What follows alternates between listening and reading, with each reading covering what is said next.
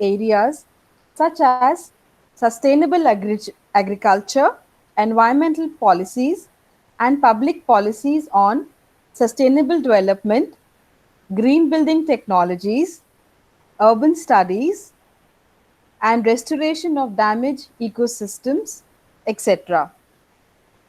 Sir has done his MA, MPhil, and PhD degrees in political sciences from Usmania University.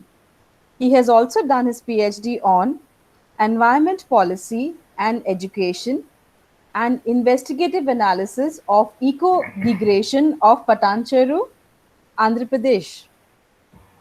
Sir has been associated with diverse academic positions in Usmania University as a professor, head of the department, and chairman board of studies in political science department, director for Center for Environmental Studies. Sir has been an important resource person for many universities and their academic staff colleges. Sir has also served as a president for Usmania University Teachers Association. During the tenure, Sir has also actively worked for Bhopal gas tragedy in 1984 and emerged as India's renowned environmentalist. As a development activist, he is credited with more than 25 success stories in various movements and also popularized the dictums such as sustainable development, think globally, act globally, etc.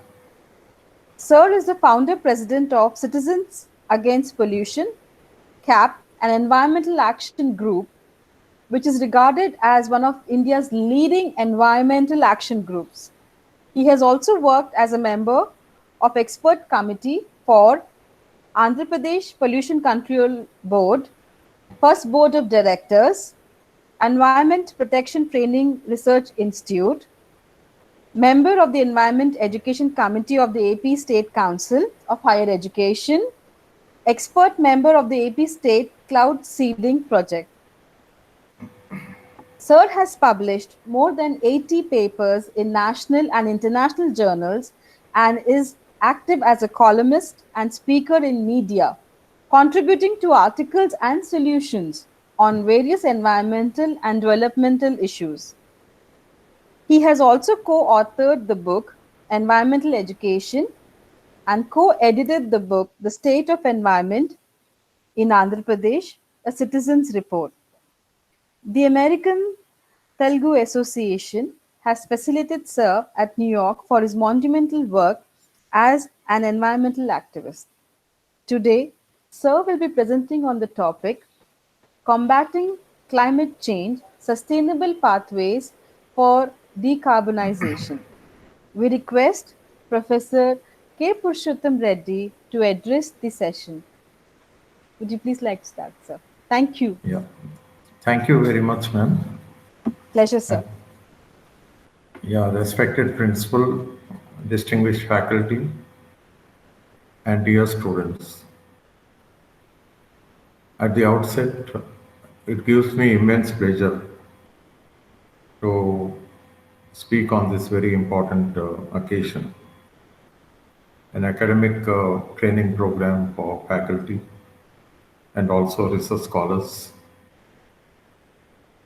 I'm all the more happy because of my great respect for P.V. Narasimha Rao Garu. And I was always inspired by his scholarly learning, and I had personally met him many times and through inspiration. Today's topic, as already pointed out, it is combating climate change. At the same time, trying to remediate the problem.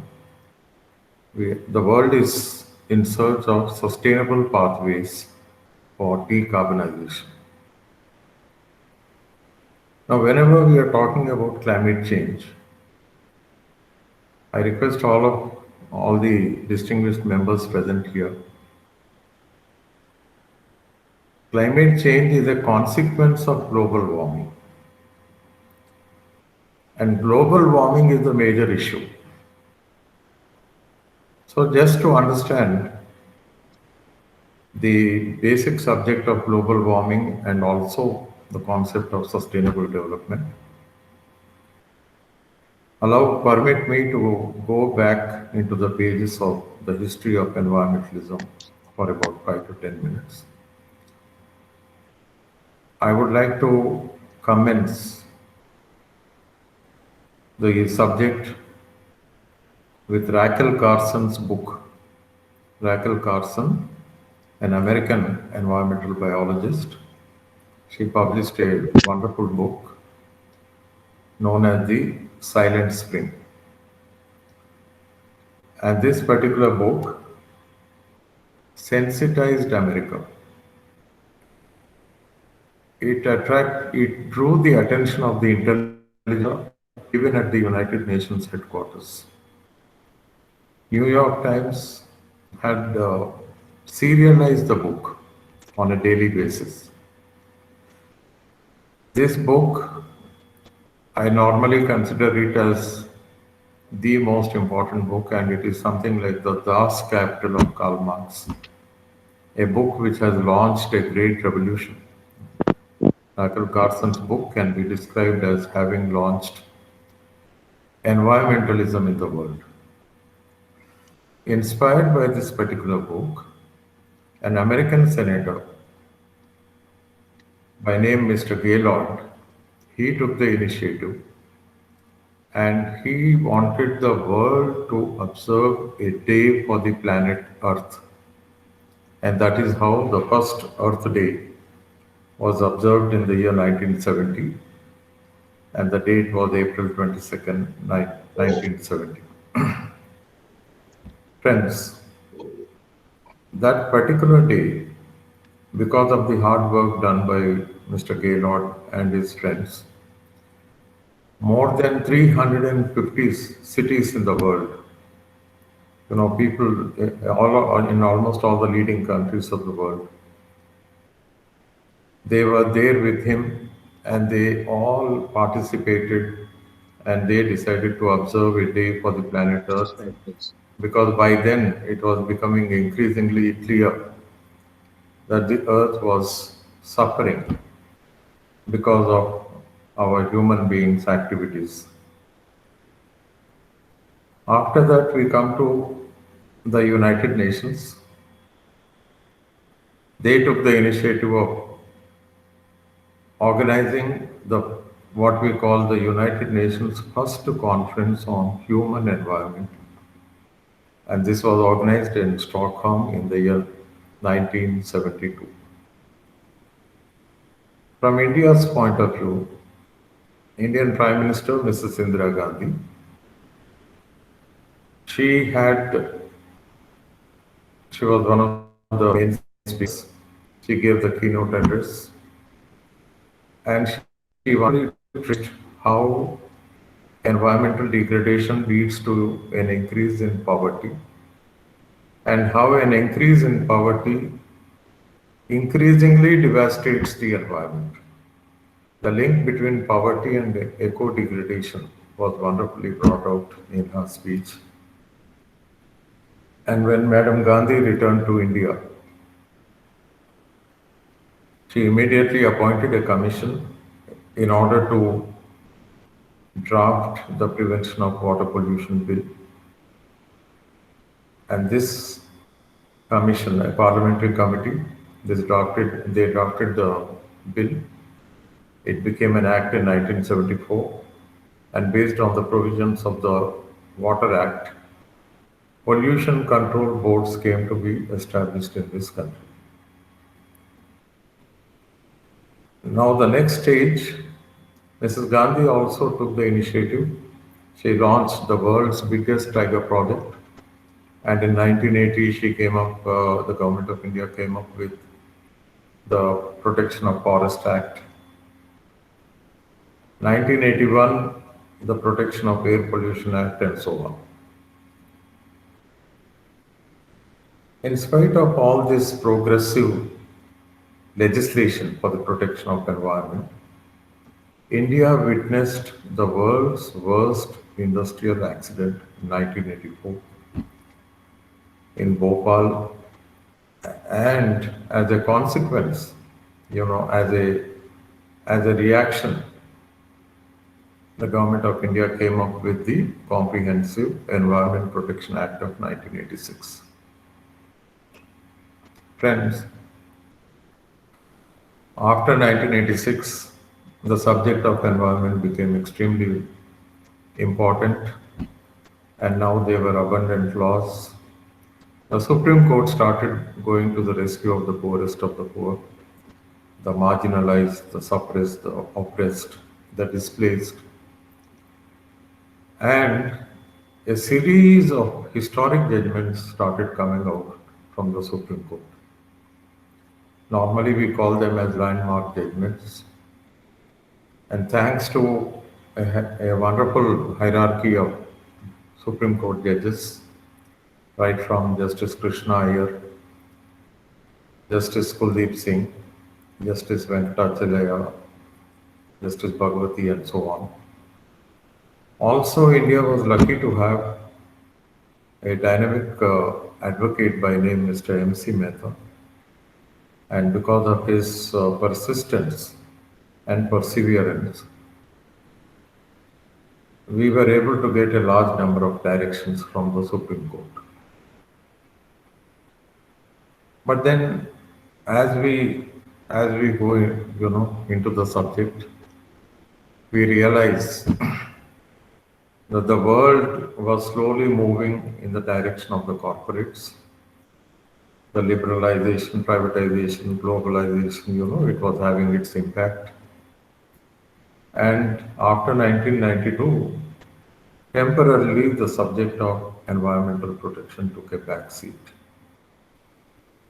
But again, thanks to United Nations, here I wish to place in front of this August gathering that the UN has been consistently, on the job of protection of environment and promoting sustainable development. After Stockholm, the United Nations wanted to review the literature that was fast emerging on this wonderful subject. And therefore, they appointed a commission.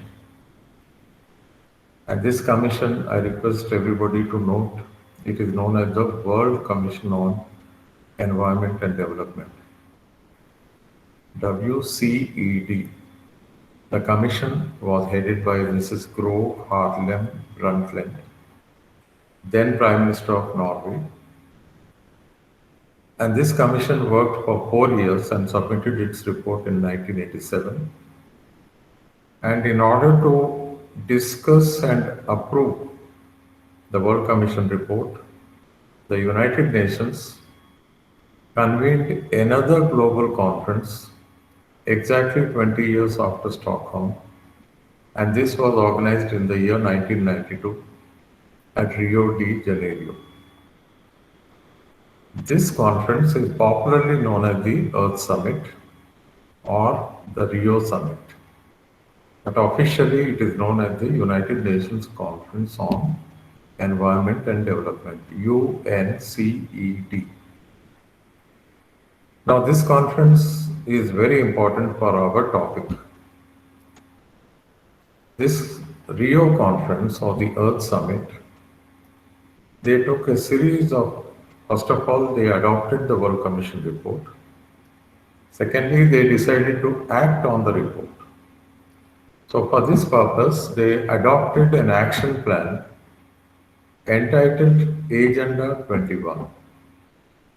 Agenda 21, which was adopted at Rio conference, the date is June of 1992.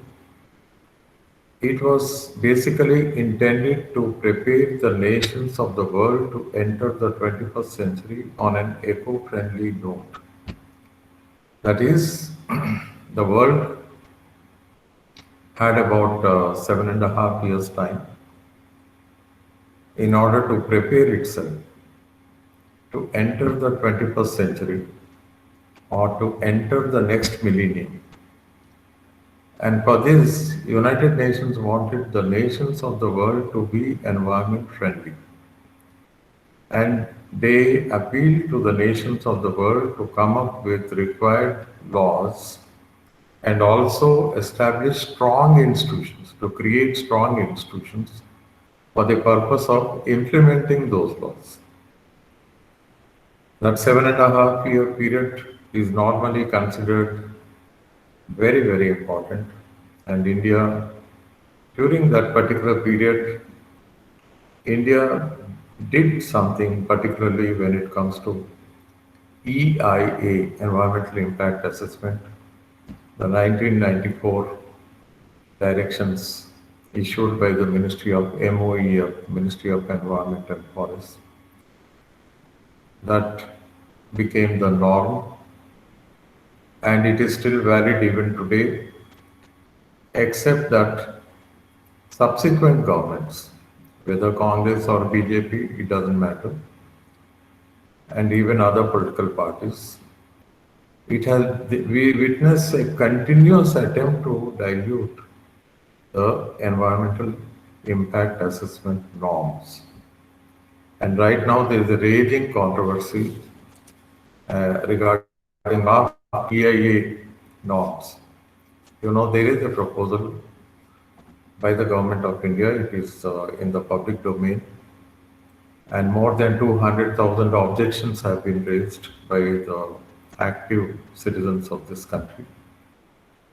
And the basic purpose of this draft is to dilute, the government wants to dilute the EIA, and this is going to be a very difficult thing because if it is done the way it is intended, that is going to destroy this country like anything.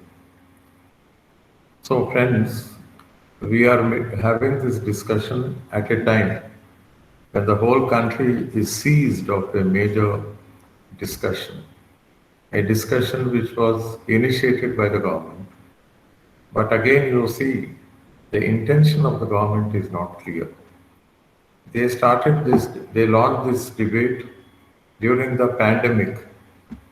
Coronavirus is there, people are not moving out, there is no guarantee of safety outside. And the only way we can discuss is through internet or email or WhatsApp or whatever. Friends, the timing itself is wrong. Quite a few of our friends have gone to high courts. We are also planning to go to the Supreme Court. This should not be done right now because protection of environment is everybody's fundamental duty.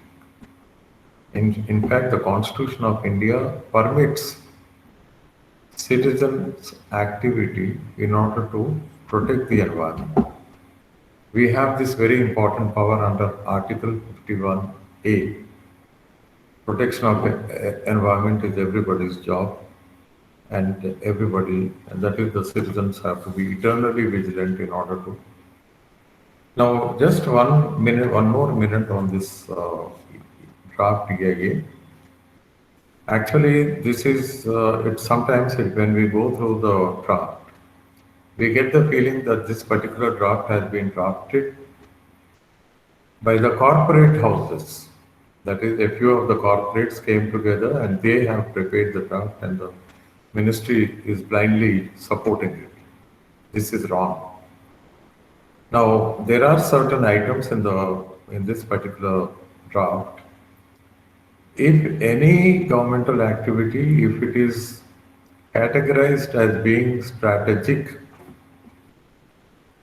then that particular information will not be put in public domain and citizens will lose their fundamental right to know, to discuss and to oppose. Well, of course, this particular draft will not, when it becomes a law, it will be challenged and it will definitely be struck down because we have a constitution which is very vibrant. For want of time, I go a little further and I come to the definition of sustainable development. This word was first used in the World Commission report And sustainable development basically means development which enables the present generation to organize activity to meet its needs. But at the same time, the present generation should be conscious and constantly remember that they are not the last generation to live on this planet Earth. Life has to continue.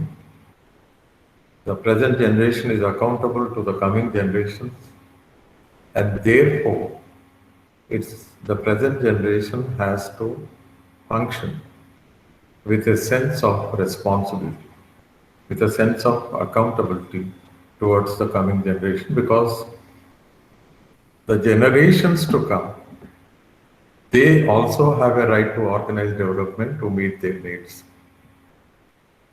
So this is the basic summary of the concept of sustainable development. And this was, first explained in the World Commission report in the second part of the report. The first part of the report talks about the major environmental concerns, and these are broadly described as five. The first one is the depletion of the ozone layer. Second is global warming. Third is the loss of biodiversity. Fourth, we have the problem of spreading desertization. And the fifth is the danger posed by nuclear reactors and nuclear bombs. Just for the purpose of this particular topic, global warming, I mentioned. Global warming is the second major problem. And this problem, this topic, global warming is directly connected to the increasing accumulation of CO2 in the air. The more the CO2 in the air, the greater the temperature trapped. Here again, friends, before 1800, no, the year 1800, that is more than 220 years ago, it was the CO2 levels in the air, those days, as per the records available, it was roughly 280 parts per million. By the time, the Second World War period, the records of 1950 indicate that the CO2 level was, it was about 300 parts per million, roughly 0.03%. And that was a wonderful situation. But after 1950, that is during the last 70 years, the period after the Second World War, the massive reconstruction of the damaged European countries, and on the whole, science and technology, new inventions, usage of fossil fuels, increasing burning of coal, usage of petrol, etc., etc. All these factors, they contributed to an increasing accumulation of CO2 in the air. As and how the CO2 levels started accumulating, the global average temperatures started increasing. And this was noticed by the World Commission report, and they very clearly cautioned United Nations, which took the hint, as already pointed out, they organized that Rio conference, the Earth Summit, and there UN came up, as I already pointed out, not only with the Agenda 21, but also they came up with what is known as, they set up two major registers, one for addressing climate change and the other was for protecting biodiversity. And UN proposed conferences of parties, both on climate change and also on biodiversity. And almost alternate year, they would be either on biodiversity or climate change in different countries, different cities. And the basic purpose was to involve as many countries, as many intellectuals as possible. So we have here all those, I mean, the batch here, the faculty, you have to trace the number of COPs held on climate change. Please note down, it is there in the internet.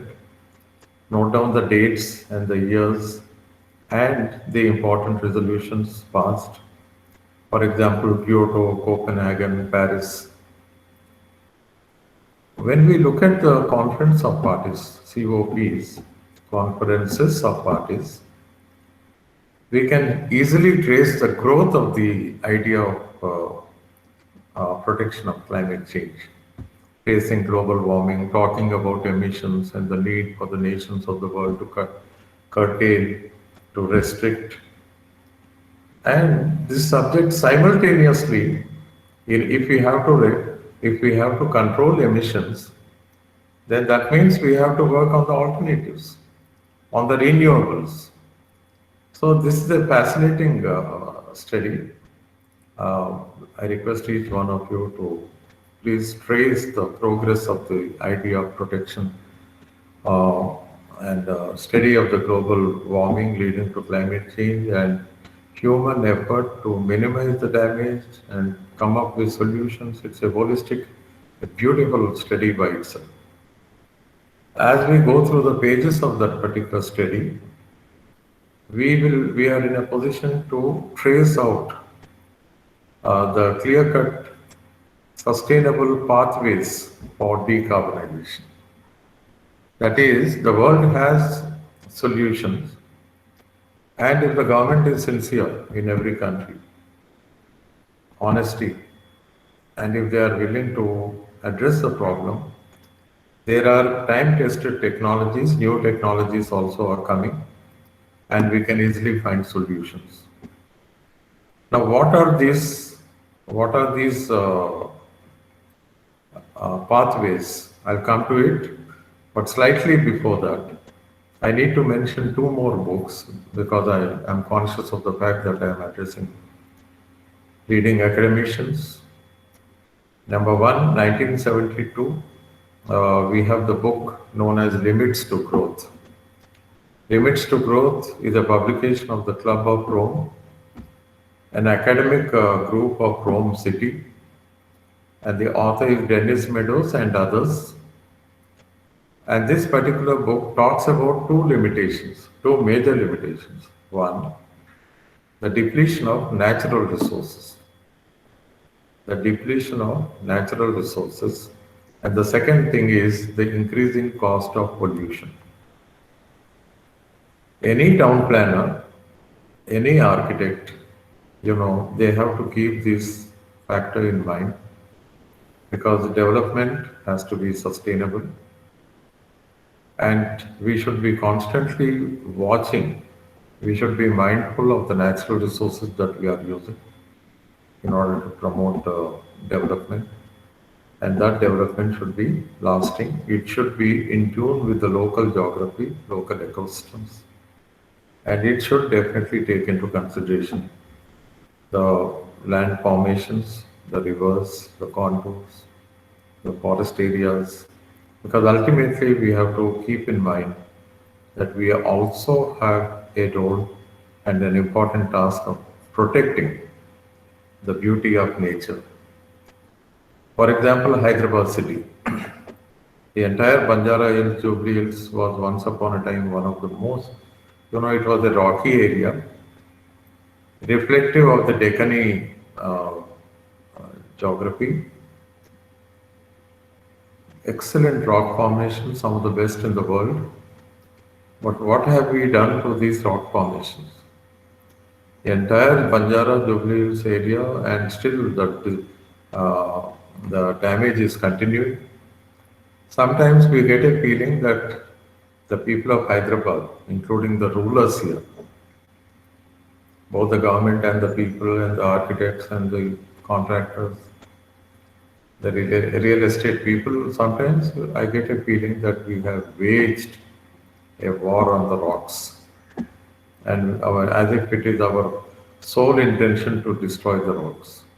In fact, we could have, a better approach would have been, protecting, saving a wonderful ecosystem, and designing development, some kind of a symbiosis. We have the rocks, we also have development. And if certain patch, 1 kilometer radius or 2 kilometer radius, if the rocks are there, let them be there. Hyderabad is not starving for land. We have land all around. And we could have left it just like that. And that would have become a wonderful rock garden, one of the best in the world. But then we lost it. Similarly, Hyderabad was very famous for lakes. Now, in the process of development, here I am talking about the GHMC and earlier the Municipal Corporation of Hyderabad, the town planners. None of them took initiative to protect the water bodies. As a result, we lost hundreds of water bodies. We also have a crisis because of that, because several new colonies came up where once lakes were there. The lake bed itself became colonies. And every year, particularly, Kukatpalli to BHEL, Ramchandrapuram on the right side while going, you have a few colonies, the Alvin Nagar and so on. Every year they are submerged. Come rains and you will find these colonies submerged. Now these are all man-made or human-made problems. This just I wanted to mention. But then as we go into the subject, we have to make Hyderabad livable. Sometimes the government talks that they want to make this a world-class city. Fine, but then let them first define what a world-class city is. Which,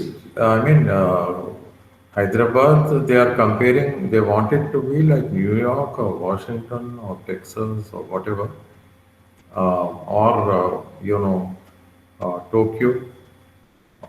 Which city they want to? They should be having some definition of a world-class city. So far, the government of Telangana has not defined what a world-class city is. Only they have been talking about it. Now, the challenge is for the architects. You are the architects of the world. You are not just planning for a individual house. Your planning should extend to the city and much beyond the city.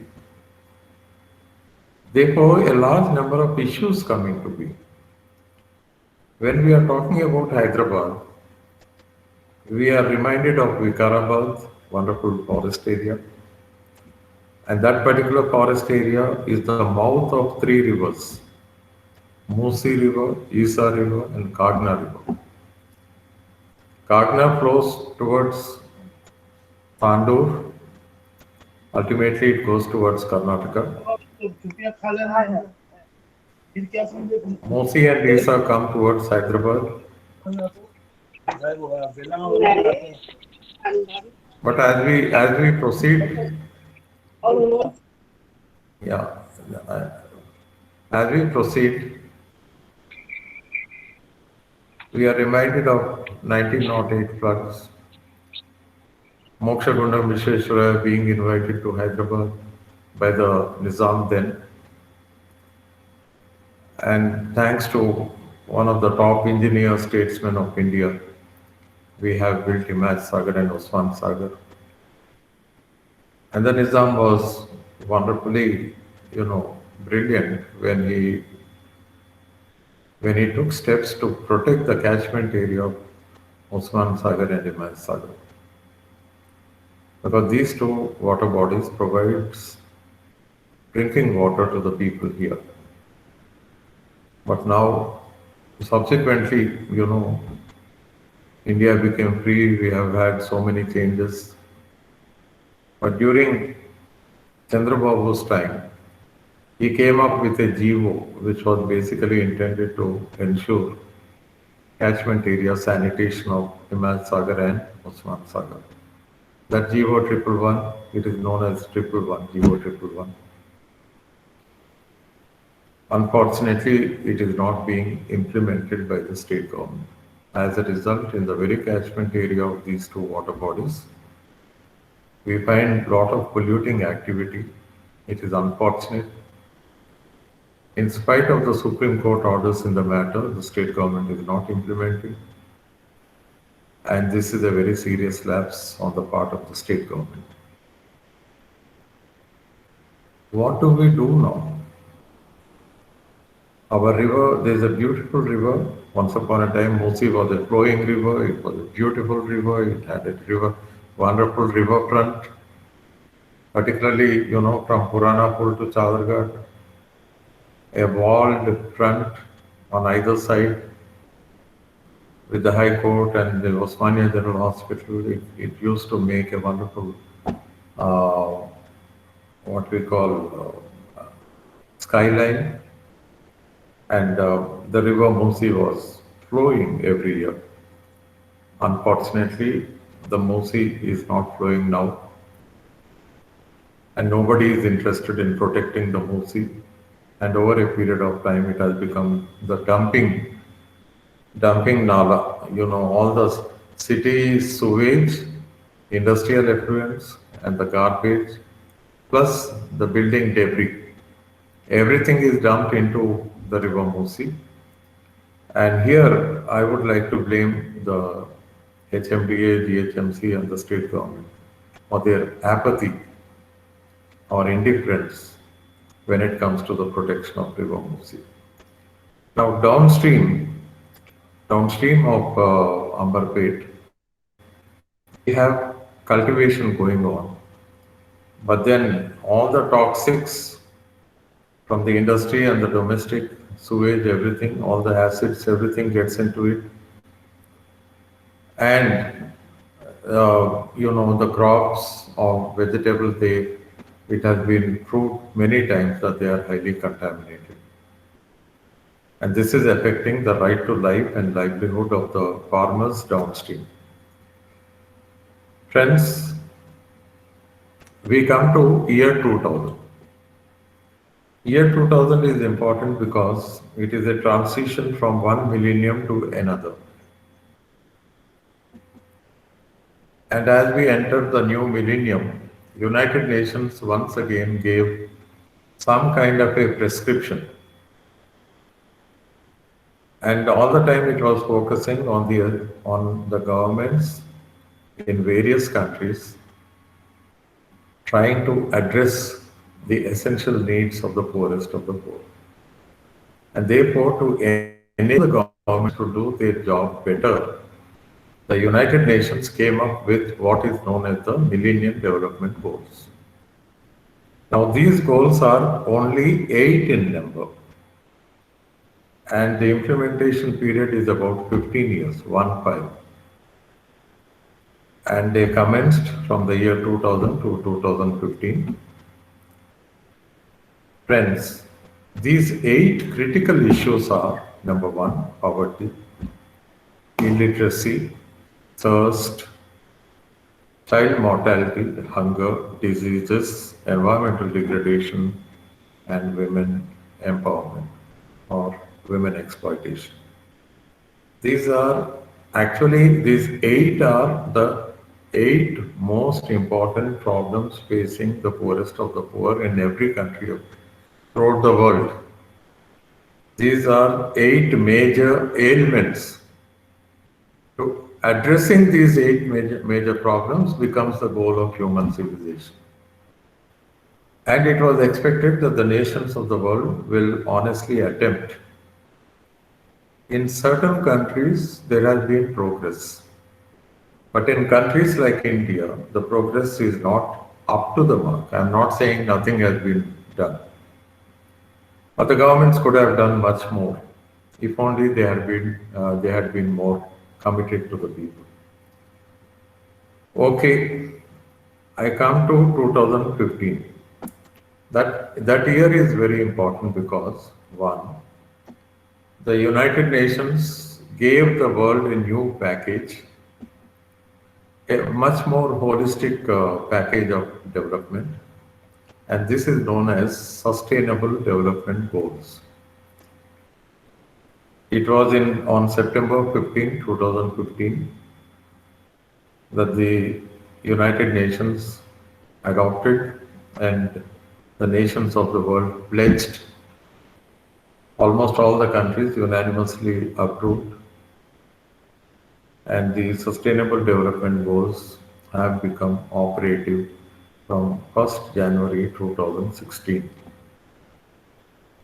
The year 2015 is also important because the world witnessed the Paris Accord, and the nations of the world, which attended that particular conference, almost all, they all pledged that they will voluntarily reduce their emissions by 30%.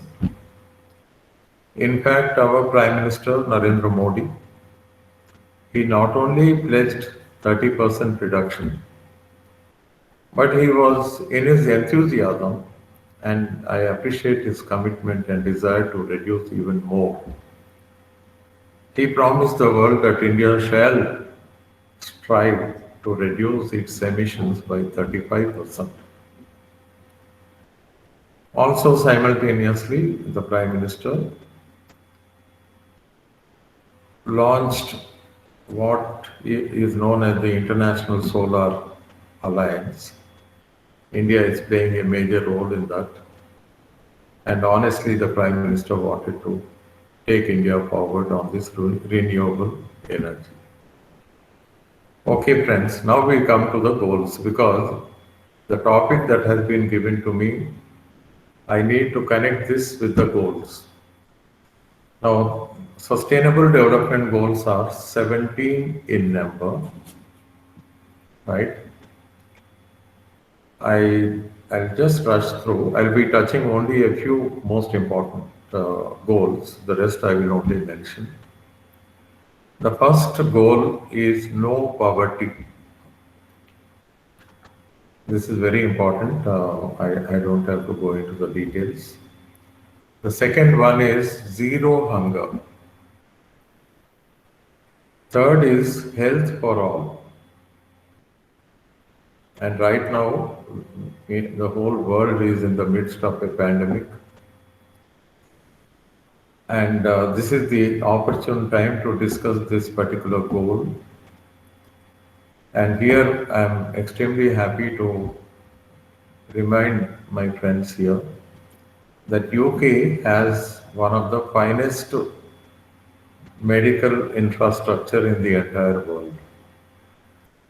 In UK, they have what is known as the health district. Now, what is health district? That is at the primary healthcare level. House numbers are allotted to the hospital. And then it becomes the duty and the responsibility of that particular primary healthcare hospital to monitor and to take care of all the people who are residing in the houses whose numbers have been allotted to it. That is, the responsibility is fixed on the medical staff of that particular hospital, which means they will be periodically visiting the houses, sensitizing them, motivating them, guiding them on cleanliness, on hygiene, on sanitation, on nutrition and everything, because the government cannot afford, if in the interest of the government, because ultimately it is public money, they cannot afford to have their citizens, take on new diseases. So the focus is on social and preventive medicine. The focus is on community medicine. Okay, in spite of that, even UK witnessed a pandemic. Thousands of people died there. And you know why? Because the governments today, they have the infrastructure, but today's government lack the political will. And throughout the world, we see this phenomenon. Governments are eager to serve the corporates. Governments are all the time worried about, they are concerned about the richest of the rich. And unfortunately, even in India, it is only the richest of the rich corporates that draw the attention of the government. And it's only to satisfy their greed that the governments are coming up with the modifications to the EIA. This is only a classic example. In fact, during the last 20 years, they changed it 43 times. And why? Only to satisfy the corporates or the industrialists, because the government thinks that what is being promoted, by the industrialist is development. Now, this problem is there in all the countries, including India. Even Trump also, in the United States, we see the same problem. So, friends, we go a little further, and goal number 4, it talks about right to education, education for all, but at the same time, quality education. Recently, the Government of India launched the National Education Policy, which allows multiple entry and exit. It's a beautiful concept, but what is being promised in the field of education? The government also has to ensure that there is compatibility with other fields. Here it appears as to be very modern, but elsewhere it appears outdated. So that is where government policies have to be reviewed and compatibility has to be ensured. Goal number 5 is equity between the male and the female. It is known as gender equality or gender equity. Goal number 6 talks about access to water, and goal number 7 talks about energy. Now, this is very important, friends. Access to energy. Now, while talking about global warming and climate change, it's important because most of the pollution activity is connected with the generation of energy. Thermal power plants the world over, in every country, they have been identified as the major culprits. And in the very many conferences organized by the UN, the global intelligentsia has agreed that thermal power should be phased out. It has to be done because that is the major cause of global warming. Now, what is thermal power? Burning of coal. And the trapped oxides of carbon, when the coal is burnt, they get released. And that is the main cause for global warming. And that is resulting in increase in global average temperatures. It is leading to the melting of the ice cap near the North Pole and the South Pole. And that is resulting in a rise in the sea level. In addition to this, it is also affecting the climatic conditions worldwide. And that is a major issue, major problem.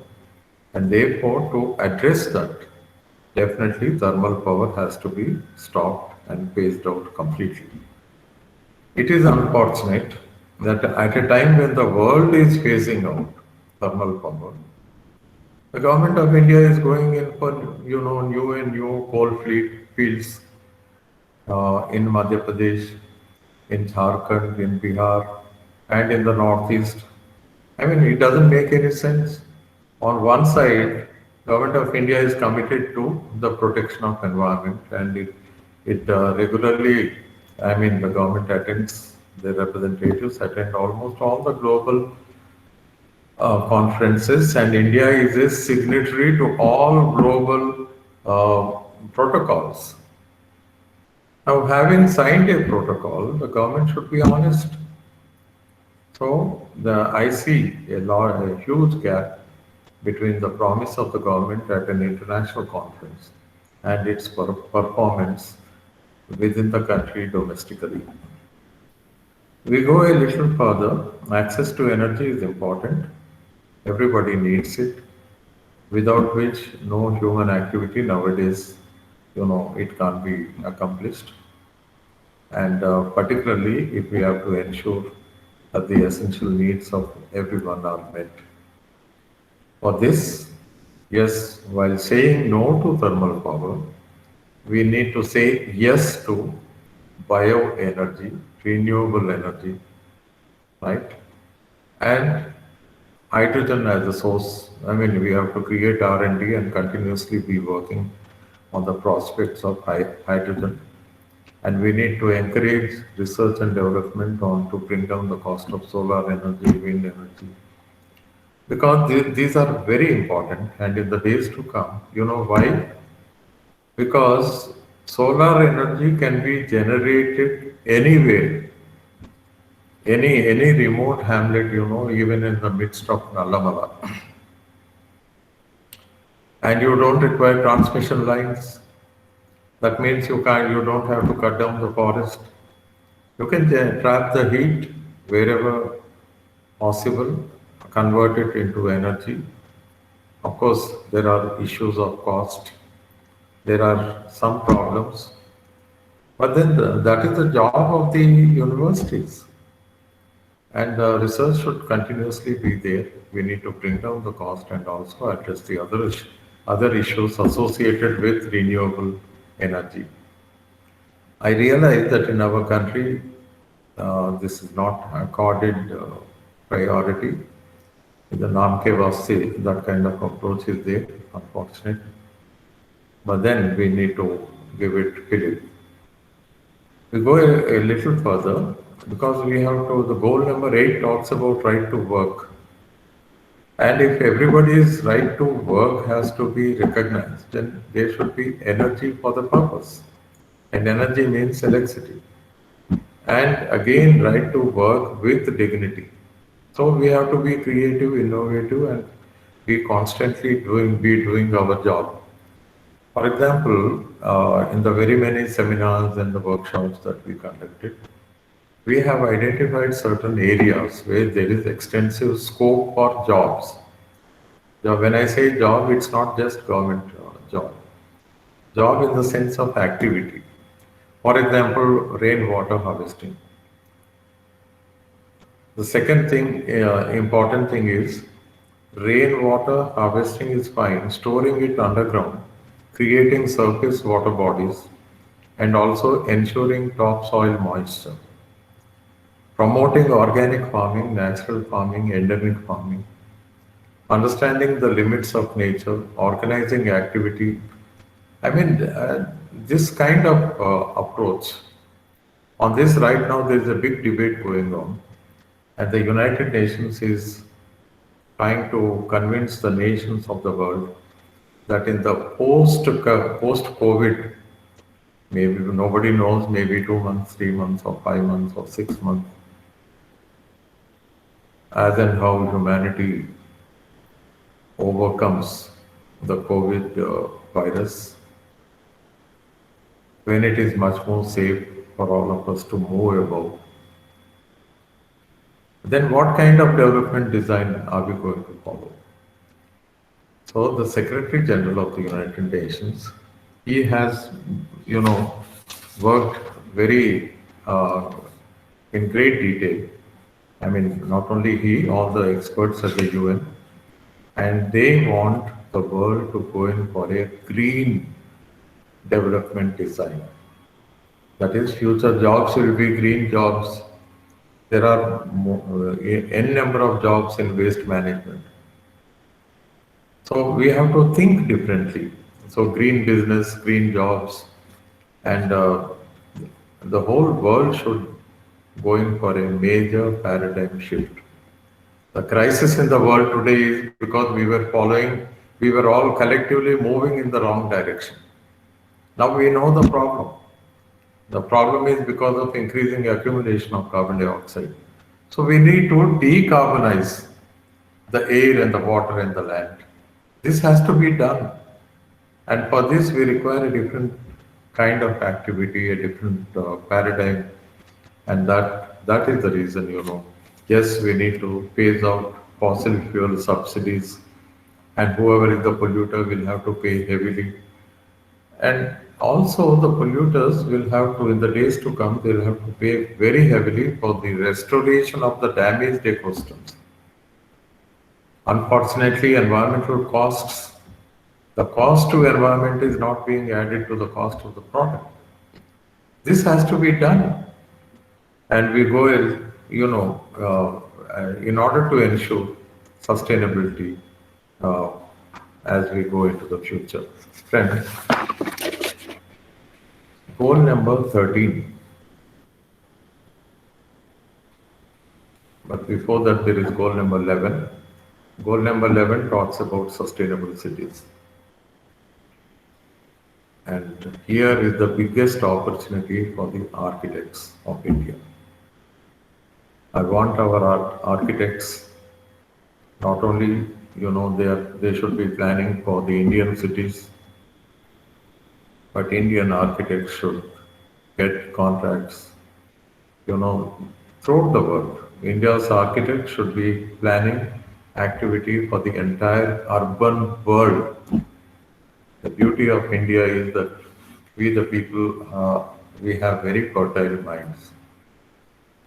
And the Americans know jolly well that Indian minds are very fertile and very energetic.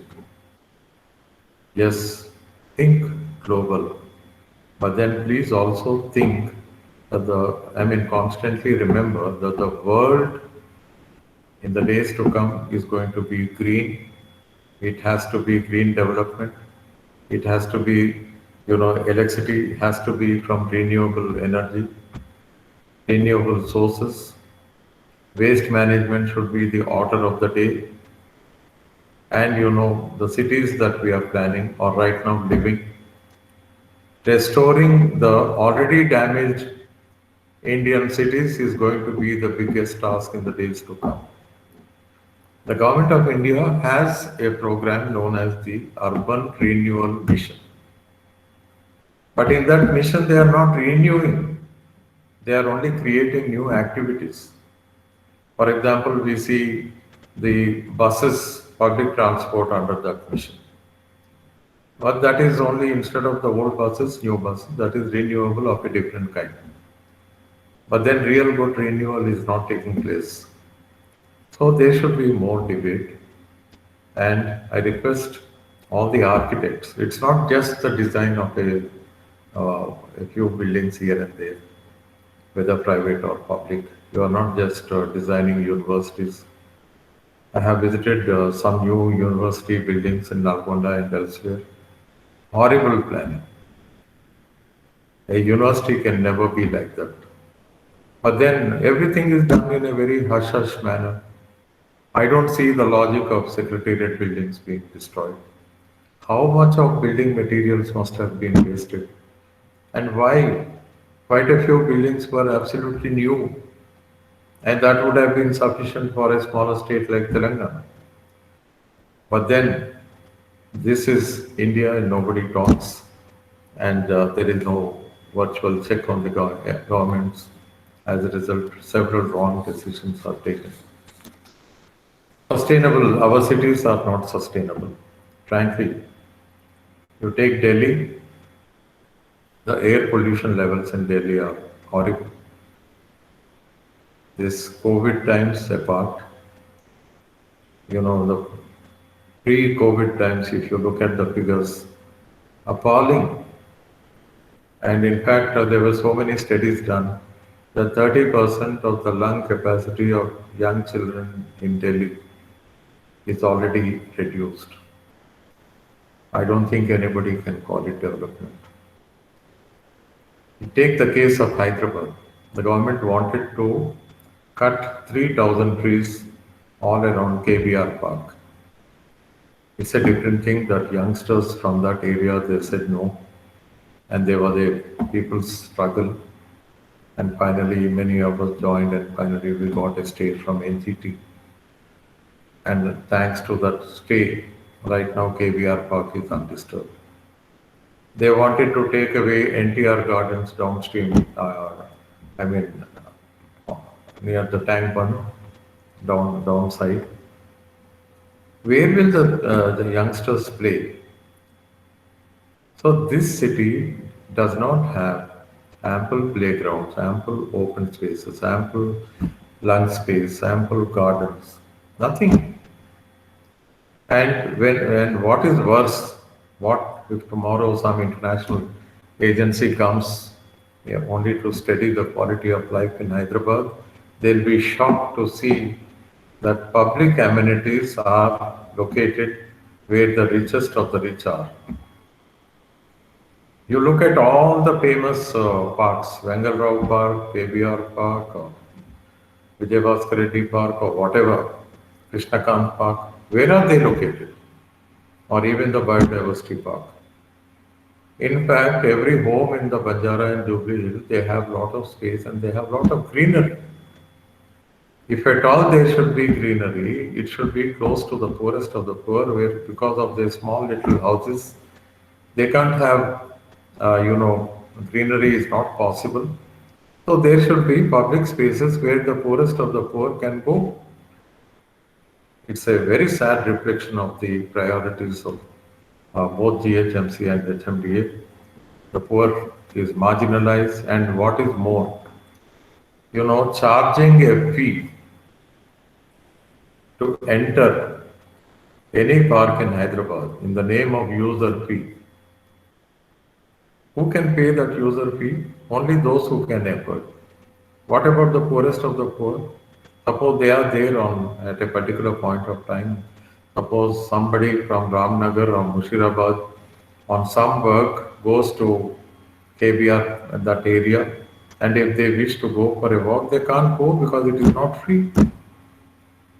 And these issues are not highlighted by any political party. Okay, friends, we have to begin to think differently. Now, just to conclude, focus on the pathways once again. What are the, how best we can ensure sustainability while addressing climate change? This point, I wish to just 1 minute.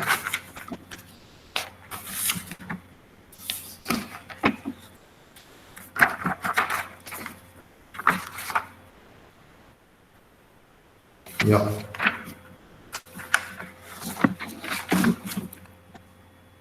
We have one method is by generation of electricity. That is because that is the major cause for pollution. While generating, we need to be very clear with regards to the modus operandi. Definitely, we need to say no to fossil fuels. That is one thing. Second, when it comes to industry, industries cannot afford to belch out oxides of carbon continuously. Carbon, nitrogen, sulfur. In fact, the Prevention of Air Pollution Act is there. It is a different thing that the PCB is mostly dysfunctional and they are mute spectators to the continuous belching of air pollution from the industry. A third major source is the automobiles. India, we have there has been some progress, but what we notice is that we are continuously way behind the European designs. Therefore, we need to go in for much more R&D, and every vehicle should be people friendly. They have no business to pollute, and this has to be taken note of. But more than this, we have to realize that the entire soil, the ground area, the entire soil, wherever there is ground, wherever there is vegetation, forests, and entire agriculture should be such so wonderfully organized that they will result in carbon sequestration. They have to, every forest is a carbon sink. Governments cannot be destroying the forests. Recently, government of Telangana and the central government, they wanted to go in for mining in the Nallamala for uranium purpose. They wanted to mine uranium in Nallamala, and Nallamala is a wonderful biodiversity resource. It's a thick forest, but they wanted to go for it. Yes, the local people, they opposed it. We all supported them, and we won the battle. We need to understand that the forest it is a carbon sink. It is a water tower. It is a biodiversity reserve. So we have to continuously promote the forestry. And the best method is that if we do not, I mean, if when I say we, when we human beings, when we don't enter the forest with a destructive mind, the forest will be wonderfully well. Entire agriculture should be, with the intention of sequestering carbon. We have to store the carbon dioxide in the topsoil. This is a continuous activity.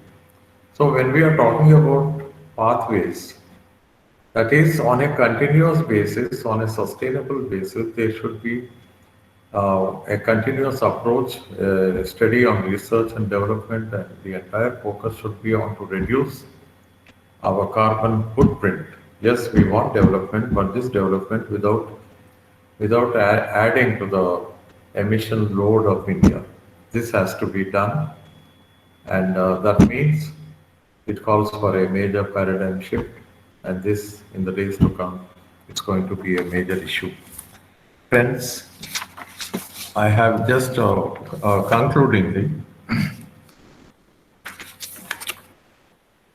concludingly, yes, we the people, we have to be continuously vigilant.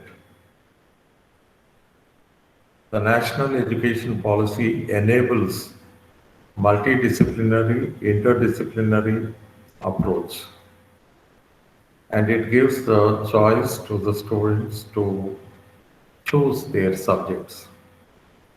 And that means, yes, any number of times from the formal stream to the vocational stream, from there to the formal. And in fact, the students are so free in the days to come that they can choose their subjects. My only request is that though all of you are the top brains when it comes to architecture, I request all of you to please connect to social sciences. You need to understand the kind of society we are. This pandemic has thrown up certain challenges. Today, all of us are working from home, right? All of us are working from home. The earlier concept was that in every home, particularly middle class and above, there would be a drawing room. Today, I think instead of a drawing room, there should be a place for office room. And the entire, it's advisable for the architects that every home should be on its own when it comes to energy. They should produce energy, they should be water harvesting, there should be a place for office where the children can study, the students can study, the parents can work online, and if necessary, they can have, activities like the present webinar. For this purpose, today needs, architects should take into consideration the contemporary needs And yes, we need to design buildings which will not use much of a building material. We need to focus on renewability at every stage. And with this, I intend to once again thank the principal, the distinguished faculty, and the wonderful students for your patient hearing. Thank you very much. Thank you. Thank you so much, sir. It was excellent session, sir. Uh, we have a few questions in the chat box from the participants, sir. Yeah. On behalf of the participants, we would like to ask you if you say, Sure, sure, can we go sure. ahead?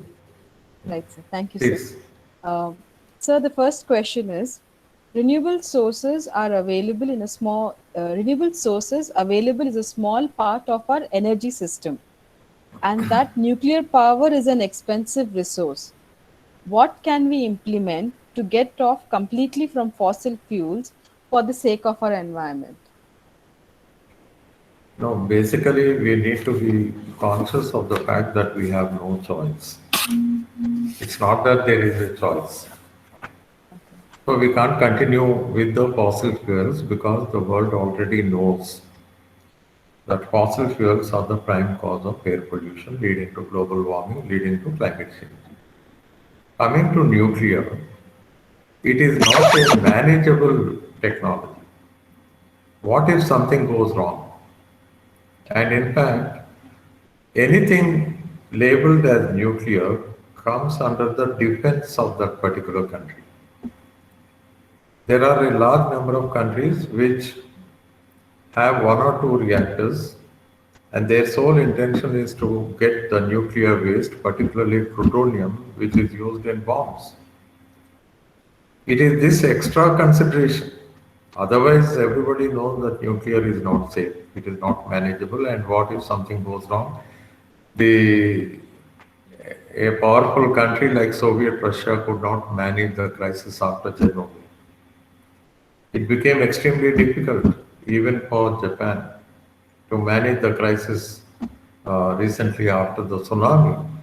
So it's a very difficult thing. We cannot discuss nuclear. We have to go in for renewable. That means solar, wind, geothermal, tidal, and so on. Bio also, and hydrogen in the days to come. Now, there are some difficulties. Generally, one of the feeling is that solar is costly. Yes, it is costly. But then what is the government doing? They should have been, I mean, a special mission should have been created where R&D is created. And they have to undertake research and development. They need to collaborate globally. I mean, the government itself can enter the market, get the raw materials from Europe, which is where it is very cheap, and they should be manufacturing solar panels. Supply it. The government itself can erect a solar pump sets to the farmers and on a permanent basis. So there has to be a coordinated attempt by the government and the people. We don't have a choice. Therefore, even though right now it is slightly costly, yes, the government has to subsidize, but that subsidy should be meaningful. What happens is 99% it doesn't percolate down. And there is corruption in between the prime minister and the farmer, and ultimately, nothing reaches. And that's a problem. That's why people don't trust subsidies. Yeah. Right, sir. Anything? Yeah. Sir, yes. The next question, sir. Uh, Sustainability and saving renewable resources should be cultivated by every individual at the grassroots level instead of bottom up development. What if the government enforces a top down development policy for each one of us to cultivate it as a law? What is your insight about this, sir? And why aren't policy makers taking this change? Now, the point is, particularly in countries like India, Hmm. it is the corporates which are dictating the terms. In fact, the corporates enter the Lok Sabha and the Rajya Sabha, and they have very well established lobbies like the FICCI and the Chamber of Commerce and so on. and they are continuously lobbying. It is not possible for the rest of the community to do so because we are all, working people. So we have our own limitations and we cannot be lobbying at the national level. However, however, modern technology empowers the citizens to a great extent. Today, thanks to social media, we are able to energize the communities.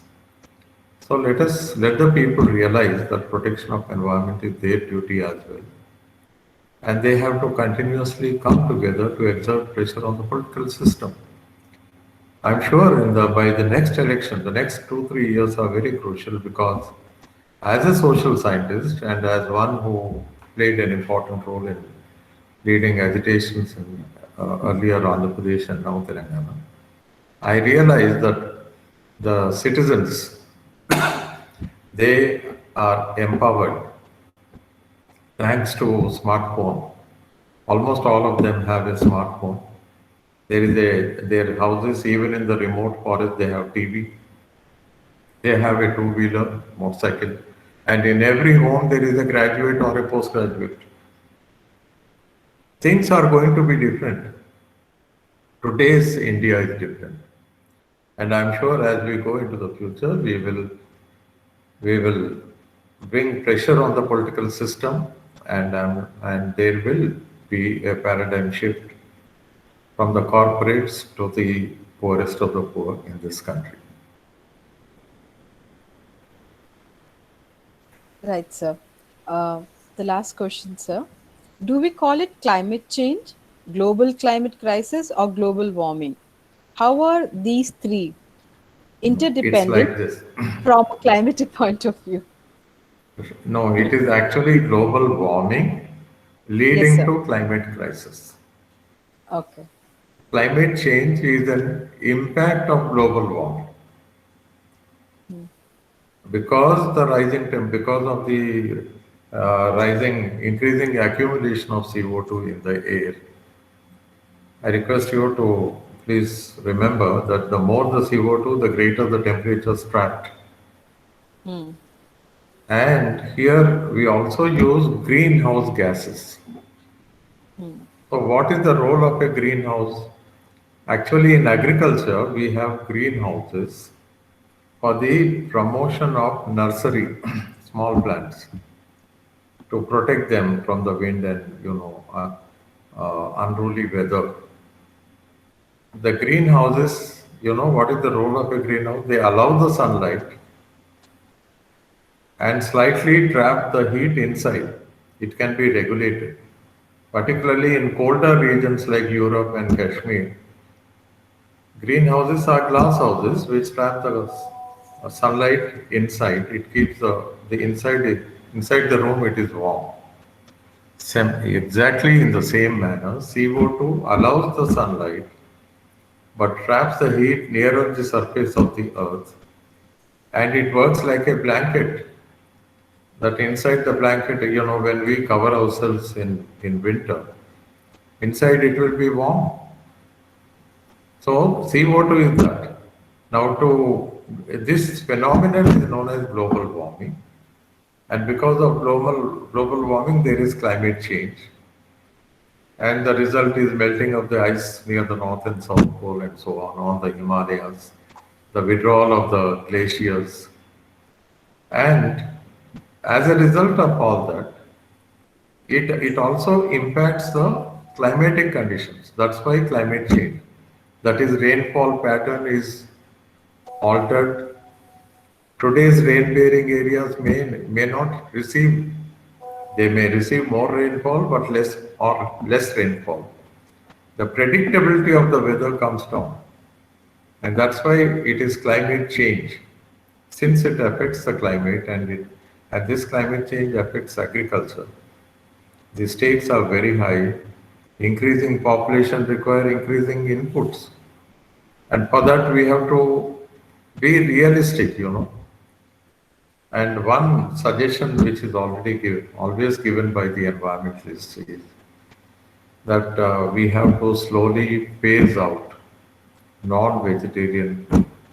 I'm not suggesting this from any religious angle. No, the you know how much of food grains the cattle eat?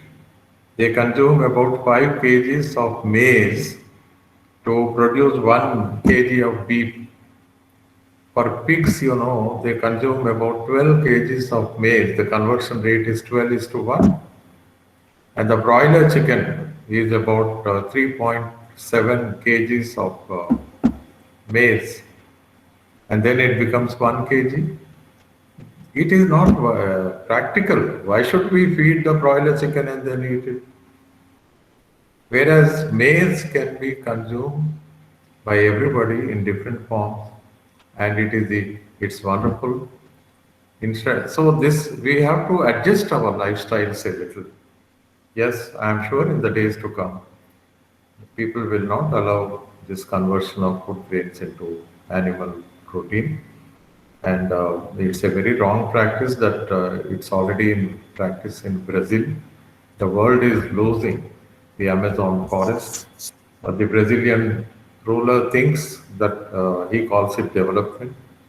And looking at the few dollars he makes because of export of burgers to America and Europe, he thinks it is development.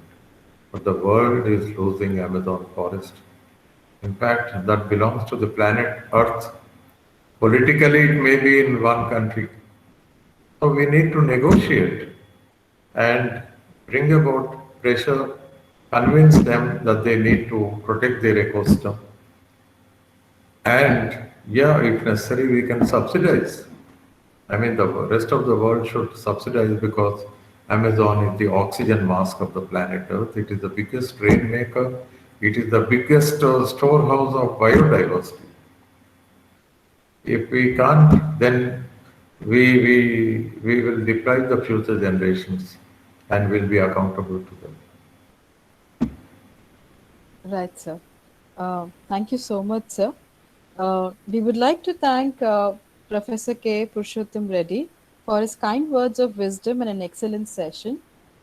The session gave us an insight on combating climate change, sustainable pathways for decarbonization. It helped us to understand the timeline and ground reality of events leading to sustainable development policy and global warming. Thank you, sir, for sharing with us a glimpse on history of modern environment and development and addressing us in the setting challenges in climate change. Once again, sir, thank you. It's an honor and privilege to listen to you today. Thank you, Thank sir. you. Sir, thank you very much. This is Raj Reddy. Yeah, thank you. Thank you for accepting our invitation. Even at the last minute, your program supposed to be, we wanted you to conclude the program tomorrow as a, basically somebody will start, somebody should close. So that is why we have put you at the end of the session. But now, because of some changes in the program, and it is wonderful you have taken us to the moon, Mars, and then we are now back to the Earth. So thanks for taking us to the world of imaginary and onto the nature. And we appreciate your time, sir, and thank you very much for your insightful lecture and then realizing us that we are the nature, and we are with the nature. We must be the nature. Thank you very much. Thank you for the opportunity, Raj Reddy Garu. Thank you. It is a pleasure, it's a pleasure. It's not an opportunity. It is our honor and pleasure, being with you. And we have energized. Now we have that kilowatts, the horsepower. Now we are 1,000 horsepower power generated out of our bodies. Thank you. Thank you.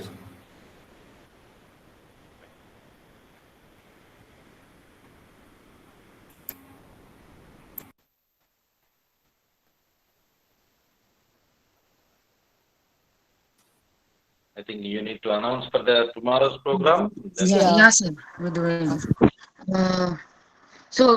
Tomorrow, like being the last day of our session, we have finished a week-long session on sustainability successfully. So tomorrow being our last day, we have three eminent speakers presenting for tomorrow. We have Dr. Narasimha Reddy talking about access to water through conservation, construction, and urban planning. And then we have Professor B. Venkateshwar Rao, professor from JNTU, talking about groundwater management and sustainable development and planning. And we have Engineer N. Ravinder from EPTRI talking about environmental noise and mitigation measures. So tomorrow would be our concluding session for the webinar Trace 2020. I request all of you to please join in by 9:50 as usual. And we'll be sending in two feedback forms for you today. I request all of you to please fill that up. Thank you. Yeah, luckily we are within the time. And Dr. Narasimha Reddy is a policy maker. He's with so many governments and all, and he's a very good critic. So you must be there when you even question. He will answer you in such a way that you should modify yourself. And then Professor Venkateshwar Rao, and he is an expert in both the speakers talking about water in different forms. Venkateshwar Rao is heading the JNTU, and he is a wonderful speaker and a very humble person.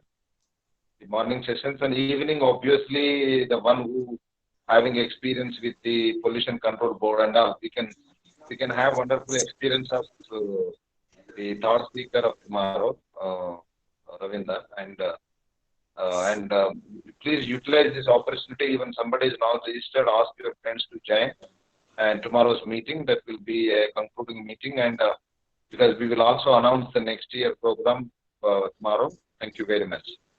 Thank you for your patience and listening to us. Thank you. Thank you, sir.